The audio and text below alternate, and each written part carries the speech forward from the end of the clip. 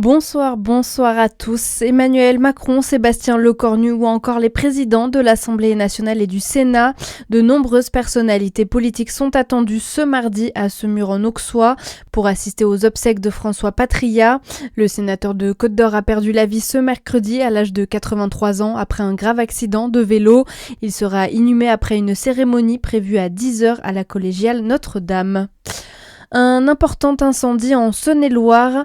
Il s'est déclaré hier aux alentours de 22h au sein d'un entrepôt de l'usine Biovalis dans la zone industrielle de Branges. Le feu a pris dans un bâtiment où était entreposé du compost. Dans cette entreprise spécialisée dans la valorisation des déchets organiques et le compostage industriel, 400 mètres cubes de matière a brûlé.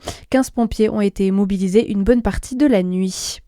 Près de Besançon, baignade interdite au lac d'Auxelles. Des cyanobactéries ont été détectées après un prélèvement effectué cette semaine.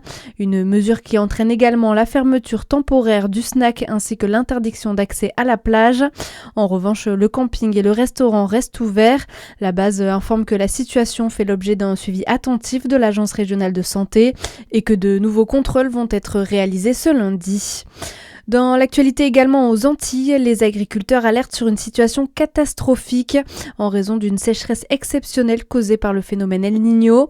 Conséquence, baisse de rendement et perte de récolte pour les agriculteurs. Pour les animaux, le fourrage est de plus en plus rare. La filière bovine de Martinique enregistre 25% de mortalité en plus. Et puis un mot de cyclisme avec un Dijonnais à suivre au Tour d'Espagne. Henri-François Aquin s'élance aujourd'hui pour la première étape de la Vuelta à Monaco. Avec un contre-la-montre de 9,4 km.